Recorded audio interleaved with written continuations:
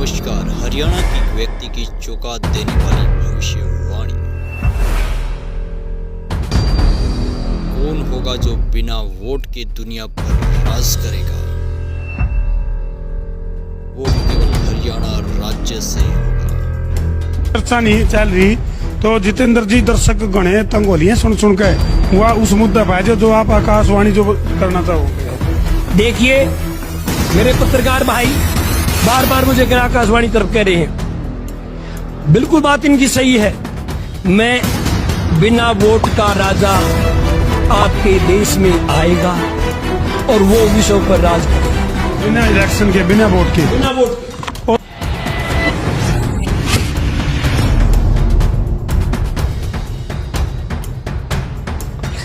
मैं सबसे बड़ी भविष्यवाणी ये करना चाहता हूं कि हमारा देश विश्व गुरु की तरफ जा रहा है और आध्यात्मिक शक्ति का शासन होगा। जो हरियाणा से वो आत्मा जाएगी और वो अपना कार्यभार संभालेगी। लेकिन फिलहाल अगर मैं बात करूं जितेंद्र जी, सारा त्राईमाम हो रहा है सरकार द्वारा, यानी कि प्रदेश सरकार हो चाहे केंद्र सरकार हो, उसके द्वारा बनाई गई जो नीति है, कदे तो किसान परेशान हो गए है, कदे जवान परेशान हो गए है, कदे व्यापारी परेशान हो गए है। चारों तरफ सारा लोग बाढ़ देखें बोले अच्छे दिन आने वाले हैं, और वो अच्छे दिन तो बिरानी आओगे कि नहीं आओगे, लेकिन आवाज एक आवाज है, उस आवाज ने सुनकर ज्यादा जरूर चढ़ जाए। बोले भाइयों बहनों, मेरे प्यारे देशवासियों, आज रात 8 बजे से और लोगों का ज्यादा चढ़ जाए और आपने को अच्छे दिन आने वाले।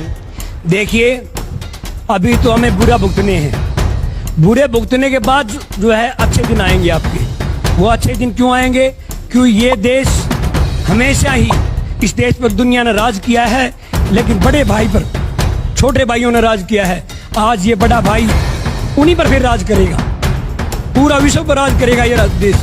ये आज की भविष्यवाणी जो मैं बता रहा हूँ, मेरी आध्यात्मिक शक्ति से बता रहा हूँ। मैं अपनी तरफ से कुछ नहीं बताता, ना मैं किसी के हाथ देखता, ना मैं किसी के पैर देखता, ना मैं किसी को बहकाता, ना किसी कुछ नहीं कहता। जो मुझे आकाशवाणी हो जाती है शोपन के माध्यम से, सोने के माध्यम से, या किसी ऋषि के आदेश के अनुसार, मैं एक पंडित बस्ती राम जी का अक्षर भजन करता हूँ, पंडित बस्ती राम जी का। लेकिन लक्ष्मी चंद जी की रागनी तो दुनिया सुनती है, लेकिन पंडित बस्ती राम जी का कोई गुणगान नहीं करता। मैं उनको मनुर्भव हे इंसान, मुसलमान बनने से, सिख बनने से, ईसाई बनने से पहले तू मनुष्य बन। मनुष्य की प्रधानता को समझ। मनुष्य क्या चीज है? ईश्वर ने सबसे सुंदर रचना ईश्वर की है, और उसमें सबसे सुंदर रचना ईमानदार व्यक्ति की है। आप ईमानदारी की तरफ चलिए।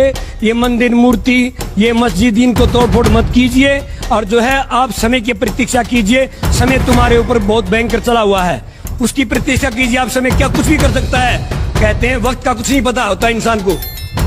समय हो गया, ये समय हो गया आपकी भविष्यवाणी करने का। आप दर्शक एडी ढाटे का बाढ़ देखे हैं, एक्यूरेट टेक्निकल तरीका से नहीं बताओ। अब भाई आप दर्शक क्या बताना चाहो? मैं ये बताना चाहता हूँ भाई, समय खराब चल रहा है। कहने को तो मैं भी कह सकता हूँ अच्छे दिन आएंगे, लेकिन अभी समय तुम्हारा खराब चल रहा है। क्योंकि जिस दिन विपिन रावत जी गुजरे, एक्सीडेंट हुआ, उससे 4 दिन पहले मुझे एक स्वप्न दिखाई दिया। और स्वप्न में क्या दिखाई दिया? अगर जैसे कोई आग लग रही है और मैं उसे बुझाने के लिए भाग रहा हूँ, लेकिन प्रवेश नहीं कर सकते। इसी प्रकार से हेलीकॉप्टर में आग लगी। तो ये नेताओं को भी और प्रजा को भी मैं ये चाहता हूँ, हाथ जोड़ के मेरी विनती है। न्यू जानना चाहते हैं कि अब तक कौन सी भविष्यवाणी आपने करी है, उसका क्या प्रमाण है और उसका क्या रिजल्ट रहा है? सबसे पहले मैंने राजीव गांधी जी की थी, और मैं पुलिस के पास भी गया था और पत्रकारों के पास भी गया था, लेकिन मेरे किसी ने योगदान नहीं दिया। मैं पत्रकार जब दिल्ली के पास गया, दिल्ली में गया, तो उन्होंने कहा भाई साहब आप जाइए यहाँ से। उन्होंने बाद में एक खबर निकाली, कोई हरियाणा का वासी है और उसके साथ कोई काल्पनिक घटना घटी हुई है, और वो पत्रकारों के पक्ष में भी है। लेकिन मैंने अपनी आत्मकथा लिखी, लेकिन जो है एक सुभाष था कि इसके पास रोहतक के अंदर में गया, पत्रकार के पास पीछे जब मेरे परिवार वाले डर जाते थे, वो उंगली ला देते थे, इसका दिमाग ठीक नहीं है। जितेंद्र जी ने बताओ, कितने दिन पहले आपने घोषणा कर दी थी जो राजीव गांधी के ऊपर जो अटैक हुआ था, जो ब्लास्ट हुआ था, कितने दिन पहले क्या घोषणा कर दी थी आपने? मैंने 2.5 महीने पहले, सर्दी का मौसम था और मैंने दिल्ली से आकाशवाणी में गया था, उस समय की थी। लेकिन 2.5 महीने बाद जो है ना वो राजीव गांधी जी मारे गए, अकेले मारे गए। लेकिन मेरी किसी ने सुनाई नहीं की। कहते हैं मारने वाले से बचाने वाला बड़ा होता है, लेकिन यह कहावत उल्टी होगी। बचाने वाला बड़ा नहीं, मारने वाला बड़ा हो गया। आपने घोषणा भी कर दी थी, सूचना भी दे दी थी, बताया भी दिया था, लेकिन उसके ऊपर कोई एक्शन नहीं लिया गया। कोई एक्शन नहीं लिया, बिल्कुल कोई एक्शन नहीं लिया गया। देखिए मेरे पत्रकार भाई बार बार मुझे कह आकाशवाणी तरफ कह रहे हैं, बिल्कुल बात इनकी सही है। मैं बिना वोट का राजा आपके देश में आएगा और वो विश्व पर राज करेगा।